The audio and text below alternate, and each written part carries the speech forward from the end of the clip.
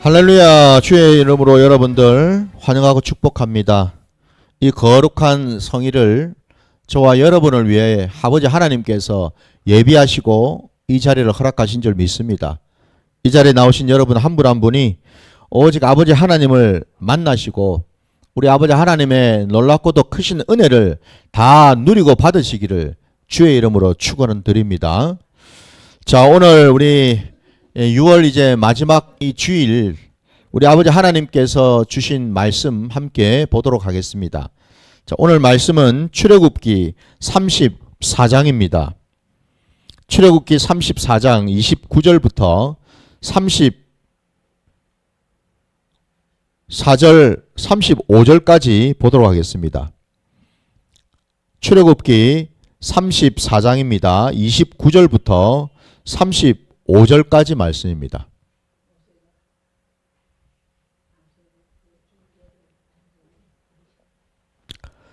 다 찾으신 줄 알고 말씀을 봉독하겠습니다. 29절부터 함께 봐주시기 바랍니다. 모세가 그 증거의 두 판을 모세의 손에 들고 시내산에서 내려오니 그 산에서 내려올 때에 모세는 자기가 여호와와 말하였음으로 말미암아 얼굴 피부에 광채가 나나 깨닫지 못하였더라. 아론과 온 이스라엘 자손이 모세를 볼 때에 모세의 얼굴 피부에 광채가 남을 보고 그에게 가까이 하기를 두려워하더니 모세가 그들을 부르매 아론과 회중의 모든 어른이 모세에게로 오고 모세가 그들과 말하니 그 후에야 온 이스라엘 자손이 가까이 오는지라. 모세가 여호와께서 시내산에서 자기에게 이르신 말씀을 다 그들에게 명령하고 모세가 그들에게 말하기를 마치고 수건으로 자기 얼굴을 가렸더라. 그러나 모세가 여호와 앞에 들어가서 함께 말할 때에는 나오기까지 수건을 벗고 있다가 나와서는 그 명령하신 일을 이스라엘 자손에게 전하며 이스라엘 자손이 모세의 얼굴에 광채를 보므로 모세가 여호와께 말하러 들어가기까지 다시 수건으로 자기 얼굴을 가렸더라. 아멘. 자, 오늘 우리에게 주신 이 말씀 가지고 성도의 참된 모습이라는 제목으로 말씀을 증거코자 합니다. 자, 오늘 우리가 함께 읽은 이 본문에 보면은 모세가 이제 시내산에 올라가서 하나님으로부터 그 두 돌판에 기록된 그 말씀을 이제 받아서 산 밑으로 이렇게 이제 내려왔는데 뭔가 좀 다른 점이 있었죠. 그죠? 오늘 본문에 의하면은 모세의 얼굴이 이전 같지 않고 엄청난 이 광채가 나타났다고 되어 있습니다. 그죠? 예. 그 모습을 지켜보았던 이스라엘 백성들이 다 두려워했다라고 되어 있습니다. 두려워해서 감히 모세 앞에 가까이 나가기를 두려워했다. 피했다. 이렇게 지금 말씀하고 있어요. 모세가 그 사실을 이제는 알고서 아론과 및 이스라엘의 그 장로 어른들을 이제 불러다가 그들에게 이제 하나님의 말씀을 이제 전하다 보니까 그제서야 이제 이스라엘 백성들이 안심을 하고, 그죠? 예. 아, 이거 뭐 모세 앞에 가도 상관없겠구나라는 생각을 했겠지요. 모든 백성들이 이스라엘 모세 앞에 갔더니 모세가 그 이스라엘 백성들 앞에서 하나님의 모든 말씀을 전했다고 되어 있습니다. 근데 오늘 그 뒤에도 보니까 모세가 여호와 앞에 나아갈 때는 수건을 벗고 있다가 그들이 그 모세가 다시 이제 나와가지고 백성들을 대할 때는 다시 그 얼굴에다가 수건을 가렸다라고도 되어 있습니다. 그죠? 그러니까 이제 수건을 벗기도 하고 수건을 다시 또 쓰기도 하고 그렇게 한 이유는 다름이 아니라 모세의 그 얼굴에 광채가 계속 나타났기 때문에 그렇겠죠. 그죠? 예. 바로 그 이유입니다. 근데 오늘 제가 본문 말씀 제목을 성도의 참모습이라고 제목을 붙였습니다. 왜 제가 이 제목을 달았을까? 오늘 모세는 하나님 앞에 나아가서 여러분 하나님을 만나지 않았습니까? 그죠? 예. 여러분 오늘 이 본문을 보면서 우리가 생각해야 될 것이 뭐냐면 사실은 오늘 이 본문 속에서 우리는 당시 이 구약의 백성들이 그 이스라엘의 백성들이 광야로 나와서 그 시내산 밑에서 예배를 드리는 그러한 모습을 우리가 생각해야 될 줄 믿습니다. 오늘 지금 우리가 이 자리에 거룩한 성전에 나와서 하나님 앞에 나와서 하나님께 지금 예배를 드리고 있지 않습니까? 마치 그것처럼 여러분 오늘 본문 말씀에는 바로 그 옛날 이스라엘 백성들이 시내산 밑에 모여서 하나님께 예배를 드리고 있는 거죠, 여러분. 마찬가지로 여러분 그때나 지금이나 여러분 물론 모세는 직접 시내산에 올라가서 하나님을 배웠지만은 그 밑에 있었던 나머지 모든 이스라엘 백성들은 하나님을 직접 보지는 못하지 않았습니까? 못했지만 뭐예요? 그들은 하나님의 말씀을 전해 들었지 않습니까? 그죠? 예. 지금 우리가 드리는 이 예배와 별반 다르지가 않지요. 왜냐하면 지금 여러분 우리가 지금 이 예배 자리에 나왔지만 저도 여러분도 우리가 육신적으로 우리가 지금 하나님을 만나는 거 있는 건 아니지 않습니까? 우리 하나님은 영이시니까요. 우리 눈에는 보이지 않습니다. 우리 육신으로는 우리 하나님을 접할 수가 없지 않습니까? 그럼에도 불구하고 우리는 이 자리에 나온 까닭이 뭡니까? 이곳에 우리와 함께 하신다는 것을 믿고 고백함으로 이 자리에 나온 것 아니겠습니까? 그죠? 이 자리에 지금 여러분 우리 육신의 육안으로는 확인할 수 없지만은 분명히 이곳에 우리 거룩하신 하나님이 임재 가운데 하나님이 우리와 함께하고 계시는 줄 믿습니다. 이게 바로 예배입니다, 여러분. 예배는 우리끼리 모여가지고 우리끼리 좋으라고 그냥 우리끼리 찬송하고 기도하고 말씀 선포하는 그런 자리가 아니라는 것을 깨달아야 될 줄 믿습니다. 성도는 여러분 누구인가? 오늘 말씀 제목처럼 성도의 참모습은 도대체 어떤 모습일까? 오늘 본문을 통해서 우리가 살펴보면은 먼저는 여러분 성도의 참모습은 하나님을 만나는 자이지요. 곧 하나님께 예배하는 자 아니겠습니까? 그죠? 하나님 앞에 나가서 하나님을 만나고 하나님의 말씀을 듣는 자가 바로 성도입니다. 그래서 여러분 성도는 세상 사람하고 구별될 수밖에 없다라는 거죠. 세상 사람들이 하나님을 알 턱이 없고 하나님의 말씀에 귀를 기울일 턱이 없지 않습니까? 오직 성도만이 하나님이 구별하시고 하나님이 택하신 자들만이 하나님을 만나기를 사모하고 하나님의 말씀 듣기를 사모하고 즐기는 자들 아니겠습니까? 그죠? 오늘 이 자리에 나온 여러분들이 하나님 말씀을 지금 선포하는 말씀이 들려질 때에 여러분의 그 심령이 여러분의 마음이 지금 어떠한지를 한번 돌아보시기 바랍니다. 내 마음에 하나님의 말씀으로 말미암아서 때로 내 마음속에 위로가 있고 권면이 있고 기쁨이 있고 감사가 있고 책망이 있고 회개하는 마음이 있다면은 그 자는 바로 뭐예요? 지금 성도로서 지금 이 자리에 나와 있는 줄 믿습니다.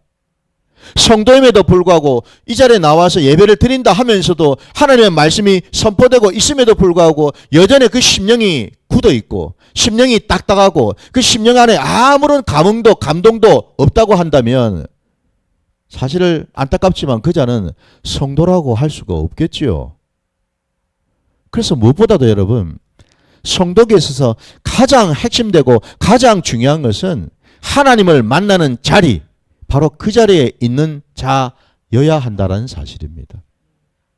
그래서 모세는 어쩌면은 우리보다 먼저 앞서서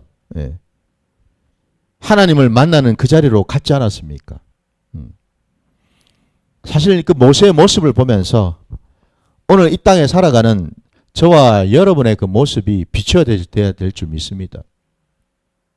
이 신약 시대는 여러분 우리가 알고 있는 것처럼 더 이상 모세가 활동했던 그 구약 시대처럼 모세만 따로 시내산 꼭대기에 올라가서 하나님을 만나는 그런 때가 이제 더 이상 아니지 않습니까? 이 신약 시대는 이 땅에 하나님의 아들 되신 그분이 이미 오셨지 않습니까? 그죠? 많은 사람들이 그 하나님을 만나지 않았습니까? 보지 않았습니까? 여러분. 많은 사람들이 남녀노소를 불문하고 많은 자들이 그 하나님 앞에 나와서 하나님의 말씀을 직접 듣지 않았습니까? 그죠? 모세 때는 하나님의 말씀이 직접 전해진 것이 아니라 모세를 통해서 전해지지 않았습니까? 그런데 우리 신약 시대에는 말씀이신 그 하나님, 이 땅에 예수 그리스도가 직접 오셔서 친히 백성들 앞에서 하나님의 말씀을 선포하시고 가르쳐 주셨다라는 것 아닙니까? 그러니 저와 여러분은 얼마나 큰 은혜요, 큰 복을 지금 누리고 있는 줄 우리가 깨달아야 되는 줄 믿습니다, 여러분. 오늘 말씀은 오늘 이 신약 시대에 드리는 어떤 예배의 예표라고 할 수 있다 이거죠. 자, 그런데 이제 여기서 한 가지 또 제가 말씀드리고 싶은 것은 뭐냐면 오늘 본문 첫 절인 29절에도 그렇고 30절에도 그렇고 보면은 이 모세가 여호와 하나님을 만나서 그와 함께함으로 얼굴 피부에 광채가 났다라고 되어 있습니다. 우리 하나님은 빛 대신 하나님이시고 하나님의 그 영광은 그 무엇으로도 가릴 수가 없고 여러분. 예. 그러니 그 하나님을 만나기만 해도 모세의 얼굴에 하나님의 영광이 하나님의 빛이 전이가 되어서 모세의 그 얼굴 피부에도 광채가 그냥 막 어마어마한 엄청난 그 광채가 막 발산이 되었다라는 거죠. 그죠? 근데 여기에서 여러분 이 광채가 난다라는 이 표현은 우리 히브리 원어적으로 우리가 조금 더 설명을 하자면은 뿔이 난다라는 뜻입니다. 뿔이 돋아난다라는 뜻입니다. 여러분. 이게 좀 여러분 신기하지 않습니까? 광채가 나는 것과 이 뿔이 나는 것하고 이게 도대체 무슨 차이일까? 이게 왜 연관이 이렇게 될까? 그러니까 원어적으로 이 광채가 난다라는 이 말 자체가요. 뿔이라는 단어하고 어근이 같기 때문에 그렇거든요. 여러분, 왜 그러면은 이 광채가 나는 것과 뿔이 이렇게 연결이 돼 있을까? 뿔이 의미하는 바가 뭘까? 다시 말하면 모세의 이 머리에 뿔이 났다라는 이제 그런 의미라고도 볼 수 있는데 그 뿔은 여러분 다름이 아니라 우리 성경에 의하면은 비유적으로 우리가 깨닫게 되기를 그 뿔은 다름이 아니라 하나님의 영광이요, 하나님의 권세요, 하나님의 능력인 줄 믿습니다. 여러분 우리 비근한 예로 여러분 우리 계시록 5장 6절 말씀 한번 가보십시오. 요한계시록 5장 6절입니다. 우리 제일 끝에 있는 성경이죠. 요한계시록 5장 6절로 한번 가보십시오.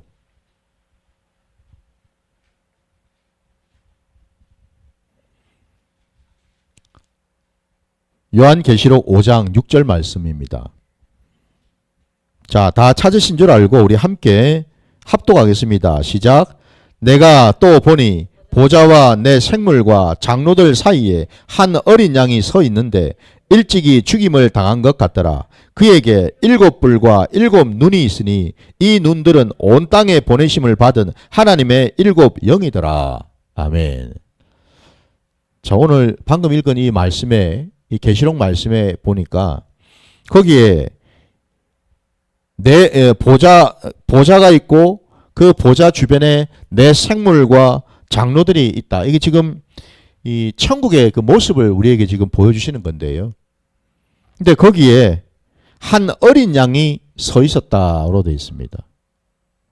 우리가 아는 대로 이 어린 양은 바로 예수 그리스도를 예표하지 않습니까? 이 땅에 오신 모든 세상의 죄를 지고 오신 어린 양, 하나님의 그 어린 양, 바로 그 어린 양 되시는 예수님을 예표하고 있죠. 근데 말씀을 보니까 그에게 7뿔이 있고 일곱 눈이 있다라고 되어 있어서 지금 그 어린 양을 표현하면서 일곱 뿔이 있다라고 말씀하고 있습니다. 그 일곱 뿔은 방금 전에도 말씀드린 것처럼 우리 예수님이 가지고 계신 하나님 아버지로부터 받은 모든 능력과 권세를 말씀하고 있거든요. 그 일곱 뿔은 여러분. 바로 그것처럼요. 오늘 우리가 읽은 이 출애굽기 본문에도 모세 얼굴에 광채가 났다라는 것은 하나님의 영광이, 하나님의 그 권세와 능력이 모세에게 전이가 되었다라는 거지요. 그래서 모세는 자기 자신도 모르게 오늘 본문에도 나와 있는 것처럼 자기 얼굴에 광채가 나는지도 모르고 있다고 되어 있습니다. 본인도 모른다고 되어 있어요. 여러분, 성도는요 어떤 자인가? 성도의 모습은 여러분 세상과 구별된 자, 세상과 구별되어서 하나님의 것으로 사는 자인 줄 믿습니다. 세상과 구별되어서 하나님의 말씀을 붙들고 그 말씀의 능력과 권세를 믿으면서 살아가는 자, 바로 그 자가 이 땅의 성도인 줄 믿습니다. 그래서 여러분, 오늘 말씀처럼요, 성도는 그 얼굴에 세상 사람과 같지 않고 광채가, 하나님의 그 빛이 드러나게 돼 있다라는 겁니다, 여러분. 빛이 드러나게 돼 있어요. 네? 세상 사람들은 얼굴이 시커멓습니다. 영적으로 우리가 보더라도, 영을 우리가 분별해도 여러분, 영을 보면은 영이 아주 맑고 빛나는 영이 있는 반면에 여러분, 어떤 영은 그냥 너무나 어둡고, 너무나 그냥 음습하고 이게 막 소름이 돋는 그런 영도 있다라는 겁니다. 귀신한테 잡힌 영을 여러분, 우리 성경에 보면 귀신 들린 영들 나오지 않습니까? 이런 영들은 막 그 영이 여러분 어떻겠어요? 생각해 보십시오. 그 모습이 어떻게, 우리가 성경에서 복음서에서 보지 않습니까, 여러분? 그 영이 좋을 리가 없지 않겠습니까? 귀신한테 잡히는데 어두울 수밖에 없고 캄캄할 수밖에 없죠. 악할 수밖에 없습니다, 여러분. 무지할 수밖에 없어요. 음란할 수밖에 없습니다, 여러분. 그러나 우리 주님이 주신 세마포 옷을 입고 있는 성도는 빛이 날 수밖에 없어요. 빛이 납니다. 그래서 여러분, 영은 영끼리 통하는 겁니다, 여러분. 부디 저도 여러분도 우리 각자의 내 안에 있는 그 영을 우리가 돌아봐야 되겠죠. 이래 얘기하면은 도대체 목사님이 좀 뭔 소리를 하시나? 도대체 영을 왜 돌아보는데? 이래 얘기를 하는 분들이 또 있을 거예요. 더 제가 소상하게 그런 말씀드릴게요. 영을 돌아본다라는 말은 뭐냐면요, 내 심령의 상태를 점검한다라는 뜻입니다. 영을 돌아본다는 말은 뭐냐면 평소에 내가 하는 어떤 말, 하는 어떤 생각들, 하는 어떤 행동들을 돌아본다라는 겁니다. 왜냐하면 내 영에 있는 그 모든 상태와 그 습성들은 반드시 겉사람을 통해서, 내 겉사람을 통해서 바깥으로 드러나게 돼 있기 때문에 그렇습니다. 늘 입만 열면은 여러분 거짓말만 하는 그 입술, 그 심령 상태가 여러분 맑을 수 있겠습니까? 깨끗할 수 있을까요? 그 영이 깨끗하다고 할 수 있겠습니까? 없겠죠, 그죠?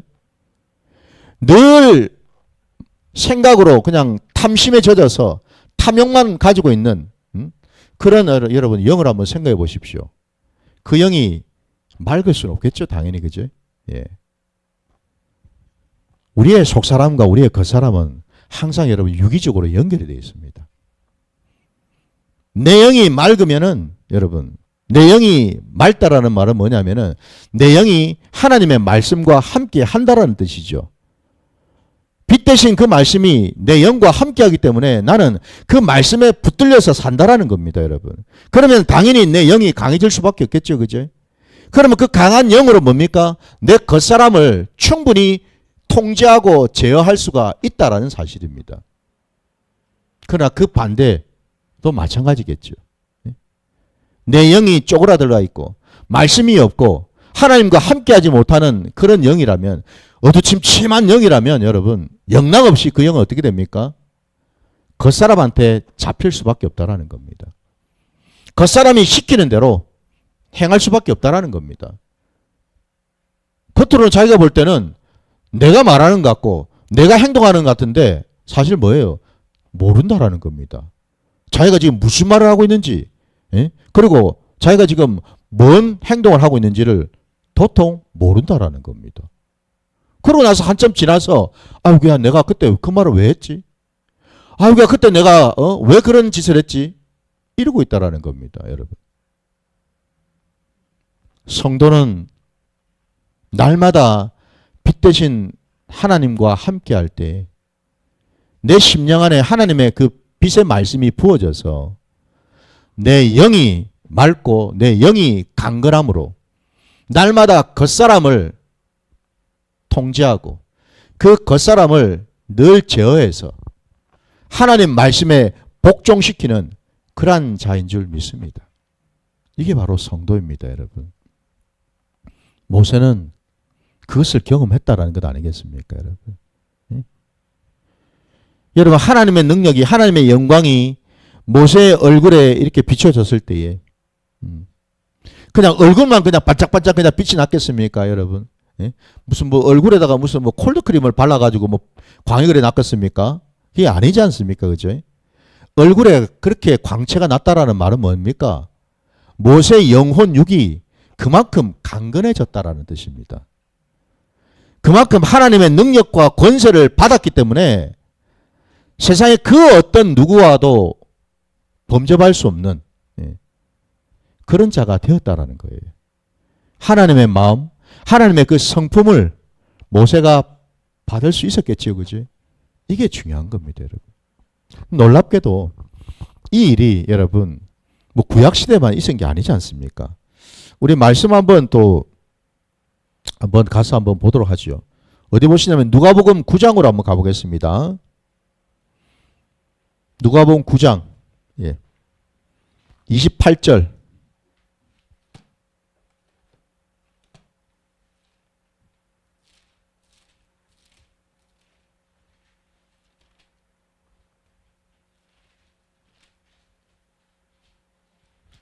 (28절과 29절) 말씀입니다. 누가복음 9장입니다. 28, 29절 말씀.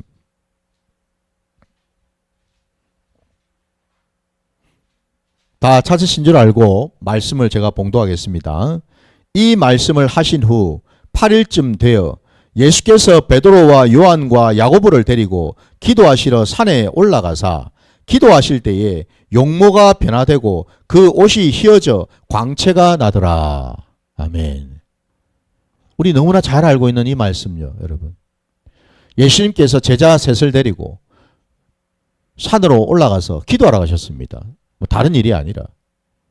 근데 방금 우리가 읽은 말씀 29절 시작절에 보니까 어떻습니까?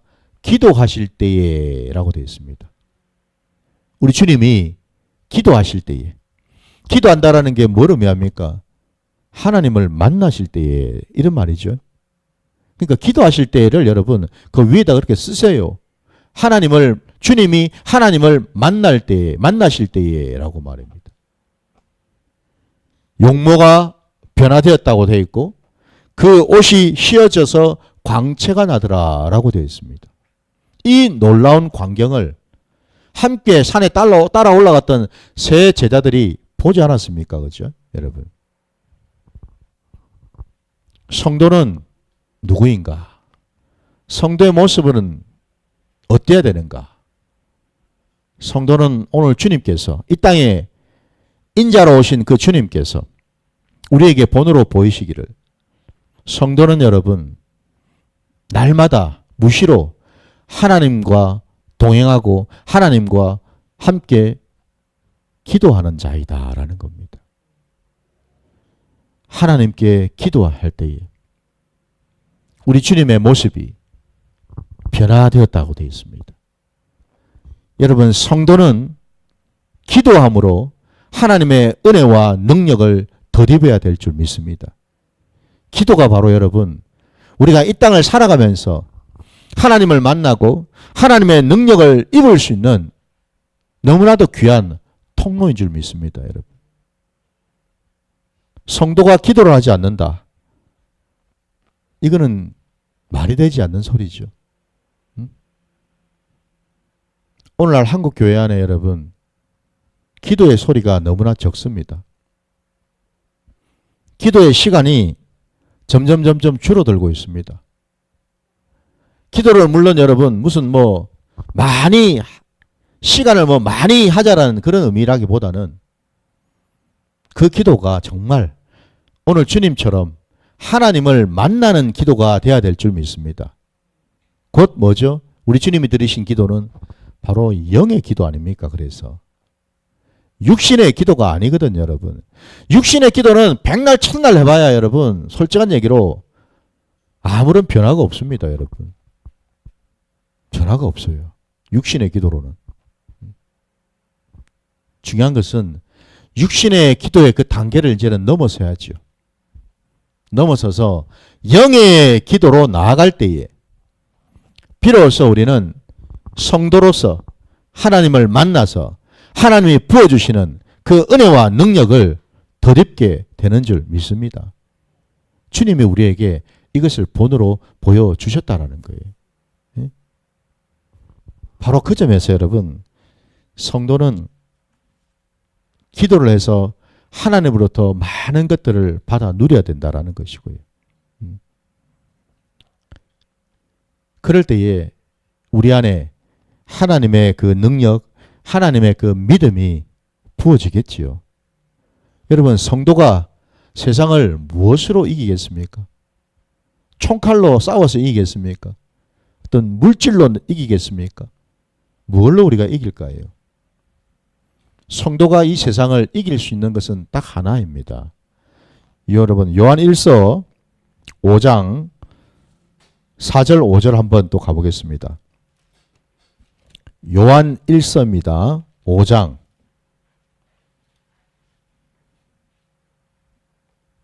요한 1서 5장 4절 5절 말씀.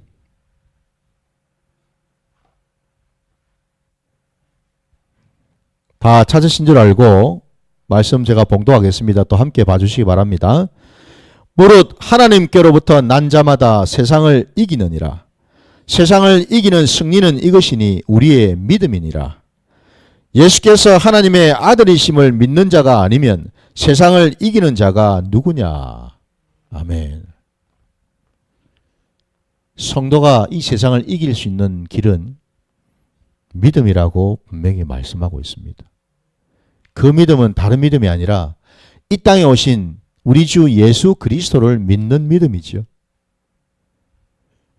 바로 그 주님이 우리 안에 계실 때에 그 주님께서 우리와 함께 하시며 이 세상을 이기시는 줄 믿습니다.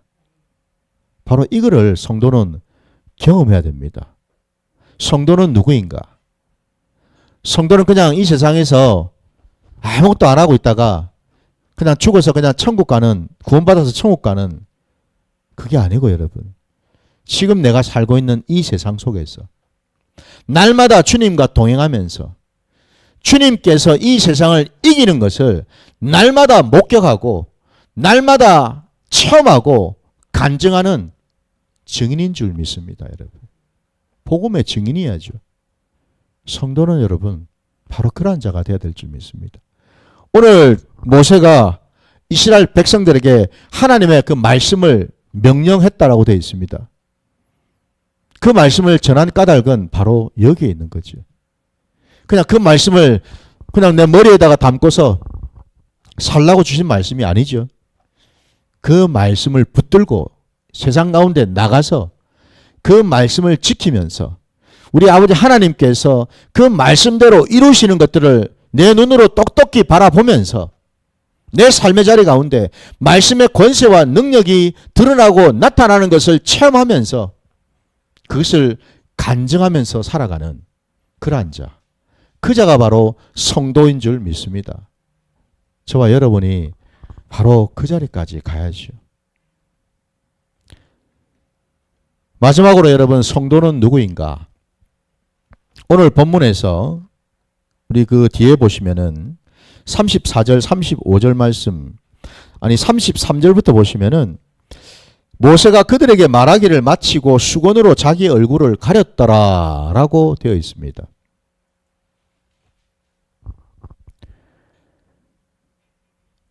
왜 모세는 자기 얼굴을 수건으로 가렸을까요?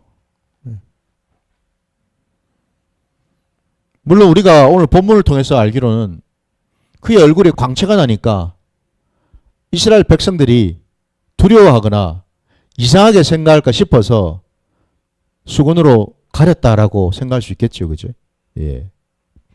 근데 더 나아가서 여러분, 이 말씀을 우리 신약시대에 우리가 적용을 해야죠. 모세가 수건을 여호와 앞에 나갈 때는 쓰고 있던 수건을 벗었다가 여호와 앞에서 나와서 이제는 백성들 앞에 나타날 때는 다시 수건으로 얼굴을 덮었다가 이런 일을 했다라는 것 아닙니까? 그죠? 예. 이 수건을 덮는 이 일이 뭔가? 구약시대는 여러분, 우리 하나님께서 모세라는 자를 통해서 특별히 하나님의 말씀을 계시하셨고, 그리고 그 말씀을 이제는 이스라엘 백성들에게 전하는 이런 과정을 주셨습니다. 근데 신약시대는 어떻습니까? 앞서 제가 말씀드린 것처럼 이 땅에 말씀 되시는 예수님이 이미 오셨기 때문에 더 이상 그죠? 예. 누구를 통해서 우리가 말씀을 받고 할 이유가 없다라는 거죠, 여러분. 그럴 이유가 없습니다. 왜냐하면 이미 이 땅에 우리 예수님이 오셔가지고 말씀을 다 깨닫게 해주셨기 때문에 그렇습니다. 말씀을 깨닫게 해주셨어요. 제가 이 말씀을 어떻게 아냐고요? 여러분, 우리 누가복음 24장으로 한번 가보실게요.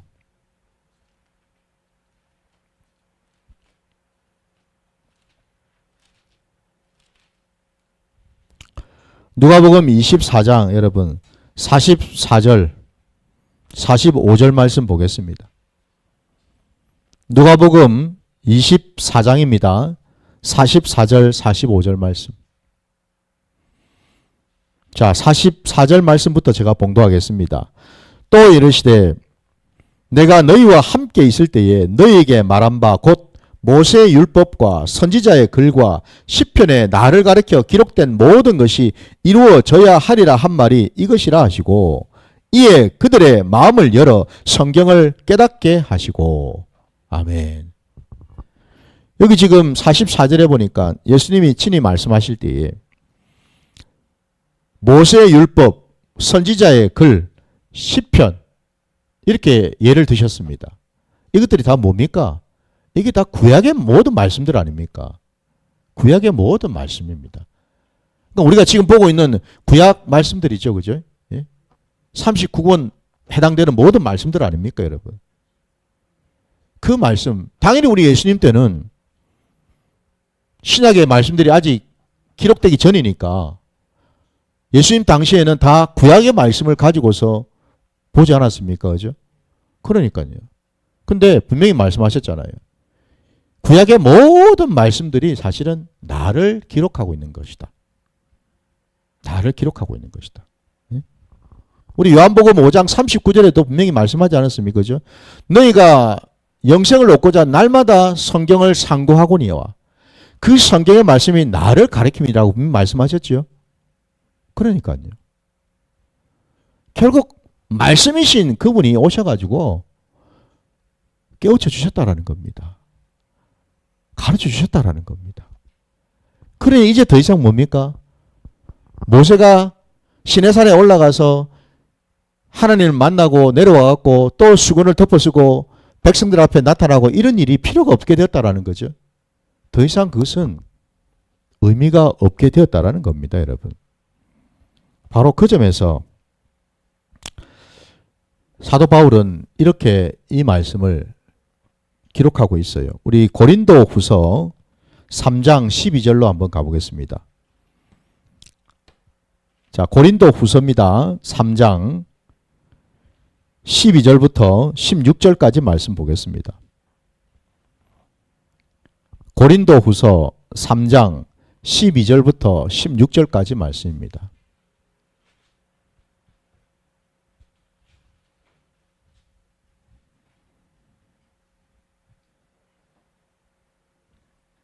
자, 12절 말씀부터 제가 봉독하겠습니다. 함께 봐주십시오. 우리가 이 같은 소망이 있으므로 담대히 말하노니 우리는 모세가 이스라엘 자손들에게 장차 없어질 것에 결국을 주목하지 못하게 하려고 수건을 그 얼굴에 쓴 것 같이 아니하노라. 그러나 그들의 마음이 완고하여 오늘까지도 구약을 읽을 때에 그 수건이 벗겨지지 아니하고 있으니 그 수건은 그리스도 안에서 없어질 것이라. 오늘까지 모세의 글을 읽을 때에 수건이 그 마음을 덮었도다. 그러나 언제든지 주께로 돌아가면 그 수건이 벗겨지리라. 아멘. 아멘. 사도 바울은 앞서 우리가 보았던 그 본문의 그 말씀을 이렇게 성령의 그 인도함을 받아서 설명을 하고 있습니다. 모세가 그 수건을 쓴 것은 그 당대 이스라엘 백성, 구약의 그 이스라엘 백성들의 완고함 때문이었고, 근데 지금도 사도 바울이 있었던 그 신약 시대인 그때, 그 초대 교회가 있었던 그때조차도 여전히 그 이스라엘 백성들은 구약의 백성들처럼 수건을 덮어 쓰고 말씀을 깨닫고 하나님을 알고 있더라 이 말이죠. 그러나 너희가 예수 그리스도를 알고 주께로 돌아오고 돌이키면 마침내 너희 얼굴에 쓰고 있던 덮고 있던 그 수건은 벗겨질 것이다 라고 말하고 있는 겁니다. 여러분, 바로 이거죠. 여러분, 성도는 누구인가? 날마다 예수 그리스도와 함께 예수 그리스도의 그 말씀을 온전히 받아서 순종하면서 나아가는 자, 곧 그 자는, 성도는 여러분, 이 신약시대의 성도는 더 이상 그 얼굴에 수건을 덮었을 필요가 없다라는 겁니다. 주님의 그 말씀을 우리가 우리의 심령으로 깨달을 때에 마침내 내 얼굴에 덮여있던 수건은 벗겨질 것이라는 겁니다.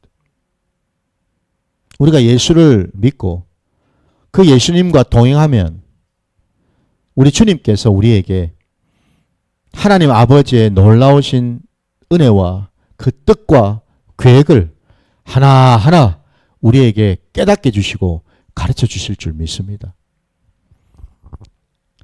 오랜 세월을 예수를 내가 믿는다 하면서도 여전히 내가 이 땅을 어떻게 살아야 될지, 무엇을 위해 살아야 될지, 하나님이 나를 왜 택했는지, 내게 주신 사명이 뭔지, 이걸 도무지 알지도 깨닫지도 깨닫으려고도 하지 않는 자들이 너무나 많습니다. 여러분, 그러나 이제는 여러분 깨달아야 될 줄 믿습니다. 알아야죠. 이미 신약시대에 우리 예수님이 오셔서 말씀으로 말미암아 수건을 벗겨주시지 않았습니까? 그러면 이제는 여러분 우리가 말씀을 보면서도 여전히 오리무중이고 여전히 답답해하고 이게 아니라 여러분, 우리가 늘 말씀의 영이시고 진리의 영이신 성령님과 우리가 함께하게 되면 그분께서 그 말씀을 우리 심령에 비춰주시고 깨닫게 해주셔서, 먼저는 내 심령을 비춰주셔서 말씀을 깨닫지 못하고 받을 수 없는 그 심령을 깨뜨려 주시고, 마침내 깨뜨려진 그 심령 안에, 옥토와 같은 그 심령 속에 생명의 말씀이 심어져서 그 말씀을 비로소 내가 깨닫고 그 뜻대로 순종하며 그 사명을 감당하며 나아가게 되는 줄 믿습니다. 이게 바로 성도의 모습이라는 겁니다, 여러분. 부디 저도 여러분도 오늘 이 말씀 속에서 과연 성도는 누구인가? 제가 말씀을 드리지 않았습니까? 그죠? 성도는 하나님 앞에 나가는 자, 하나님을 만나는 자, 하나님을 예배하는 자라 그랬습니다. 성도는 오늘 말씀처럼요, 하나님의 그 말씀, 하나님을 만날 때 하나님의 그 놀라운 은혜와 능력을 받아서 그 얼굴에 광채가 나는 자라고 그랬습니다. 그것으로 우리는 이 땅에 승리하며 살아가게 되는 줄 믿습니다. 마지막으로 성도는 우리 주님의 그 말씀, 생명의 그 말씀을 내 심령에 심어서 이제는 내 모든 삶의 자리자리에 수건이 벗겨져서 모든 것을 똑바로 보고 똑바로 깨달아서 하나님이 부어주시는 그 지혜로 이 땅에서 승리하면서 살아가는 복된 자가 되는 줄 믿습니다. 바로 그 자리로 나아가시는 저와 여러분 되시기를 주의 이름으로 축원드립니다. 자, 이 시간에 우리 함께 말씀 붙들고 찬양하고 기도하는 시간 갖도록